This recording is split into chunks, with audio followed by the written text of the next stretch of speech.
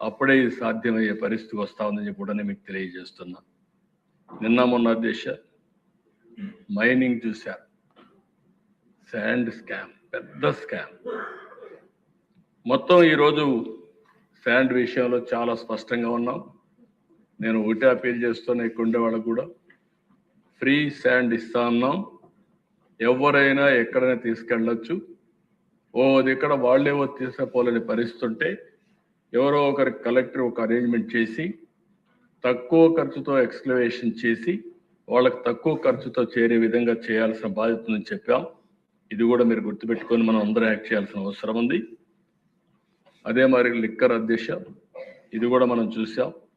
ఇందులో కూడా అడల్ట్రేషన్, ప్రజల ప్రాణాలను కూడా దెబ్బతీసే పరిస్థితి తీసుకొచ్చారు. అవి కూడా మనం చూసాం, ఇవన్నీ కూడా జరిగాయి. దానిపైన కూడా ఎంక్వైరీ జరిగింది. నిన్న కూడా సుప్రీంకోర్టు కూడా సీరియస్గా తీసుకునే పరిస్థితికి వచ్చారు. 3,200 కోట్ల రూపాయల స్కామ్, అలాంటి పెద్ద స్కామ్ ఇది. అంటే ప్రజలు ఆరోగ్యం లెక్క పెట్టుకోకుండా అనేక విధాలుగా లూటీ చేసే పరిస్థితికి వచ్చారు. ఈరోజు మళ్ళీ చెప్తున్నా, హోలోగ్రామ్ పెట్టడం కానీ, క్యూఆర్ కోడ్ పెట్టడం కానీ, బ్యాచ్ని ఎస్టాబ్లిష్ చేయడం కానీ, ఎవడైనా సరే ఎక్కడైనా సరే ఇలిసిట్ లెక్కర్ వస్తే మాత్రం అదే వాళ్ళకి చివరి రోజు అవుతుంది. ఈ ప్రభుత్వం చాలా డిటర్మెంట్గా ముందుకు పోతున్నాం అని చెప్పి కూడా మీ అందరికీ హామీ ఇస్తున్నాం. ఒక పక్క యాక్షనే కాదు, భవిష్యత్తులో ఎక్కడ ఒక తగులు జరగకుండా చేస్తామని కూడా మీ అందరికీ హామీ ఇస్తున్నా. ఇంకో పక్కన అధ్యక్ష, ఈరోజు లా అండ్ ఆర్డర్, నేను చాలా లా అండ్ ఆర్డర్ సమస్యలు చూశాను అధ్యక్ష. ఈ హౌస్లో అందరికంటే నేనే పెద్ద బాధితుడు కూడా అధ్యక్ష. ఒక సిద్ధాంతపరంగా పనిచేశాను. తీవ్రవాద సమస్య నాకెందుకు అనుకోలేదు. రాష్ట్రానికి అవరోధం అవుతుంది, అభివృద్ధికి అడ్డంకి అవుతుందనే ఉద్దేశంతో మీరు చేసే సిద్ధాంతం తప్పు అని ఎవరో చెప్పాను. దానివల్ల వాళ్ళందరూ నా మీద విరుచుకుపడే పరిస్థితి వచ్చి 2023 సాక్షాత్ వెంకటేశ్వర స్వామికి ప్రభుత్వ తరపున లాంఛనాలు ఇచ్చేదని పోతా ఉంటే బ్రహ్మోత్సవ సందర్భంగా నా మీదనే దాడి జరిగే పరిస్థితి వచ్చింది. కానీ నేను ఈరోజు ఇక్కడ ఉన్నానంటే నాకు ఒక పునర్జన్మ, ఆ జన్మనిచ్చింది సాక్షాత్ వెంకటేశ్వర స్వామి అని చెప్పి.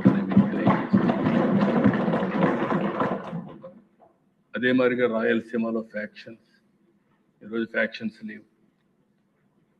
ఒకప్పుడు రాయలసీమలో ఆ ఫ్యాక్షన్స్ మీద ఎన్నో సినిమాలు తీశారు. ఇక్కడే బాలకృష్ణ గారు సినిమాలు తీశాడు, లేకుంటే చిరంజీవి గారు తీశారు, పవన్ కళ్యాణ్ గారు తీయలేదు అనుకుంటాను, రాయలసీమ ఫ్యాక్షన్స్ లేదనుకుంటాను. మరి ఫ్యాక్షన్స్ సినిమాలు తీసిన పరిస్థితి కూడా ఉన్నాయి. ఈరోజు రాయలసీమలో ఫ్యాక్షన్స్ లేవు. వేరే రకమైన నేరాలు ఉండొచ్చు కానీ ఫ్యాక్షన్స్ మాత్రం పూర్తిగా రూపుమాపాం. మత విద్వేషాలు కంట్రోల్ చేశాం. ఒకప్పుడు నేను చాలా స్పష్టంగా చెప్పా, రౌడీ అనేవాడు ఈ రాష్ట్రంలో ఉండడానికి వీలు లేదు. అంత మునుపు వీధికి ఒక రౌడీ ఉండేవాడు, అవి కూడా కంట్రోల్ చేశాం. ఈ మధ్యకాలంలో నాకు అందరి సమస్యలు కంట్రోల్ చేస్తున్నాం. ఈ సమస్యలు లేవు ఇప్పుడు. రెండోది, నక్సలైట్స్ కూడా సమస్య పరిష్కారం అవుతుంది. ఇటీవల కాలంలో అమిత్ షా గారు కూడా అనౌన్స్ చేశారు, మార్చి 30th కంతా నక్సలైట్ సమస్య దేశంలో ఉండదని. కానీ మనకు వచ్చిన సమస్య రాజకీయ ముసుగులో రాజకీయ నేతలే నేరాలు చేయడం మొదలు పెడితే ఏమవుతుందనేది మనం గుర్తుపెట్టుకోవాల్సిన అవసరం ఉంది. నేను అందుకనే ఇటీవల ఒక ప్రతిపక్ష నాయకుడు రోడ్డు మీద పోతున్నా అంటే ఆ రోజు ఏం జరుగుతుందని భయపడే పరిస్థితికి వస్తున్నా. ఇది మంచి పద్ధతి కాదు. ఇలాంటి సమస్యలన్నీ నేను ఒకటే చెప్తున్నా, ఒక ఎక్కడికి పోయినా దౌర్జన్యం చేయడం, రోడ్డు అంతా బ్లాక్ చేయడం.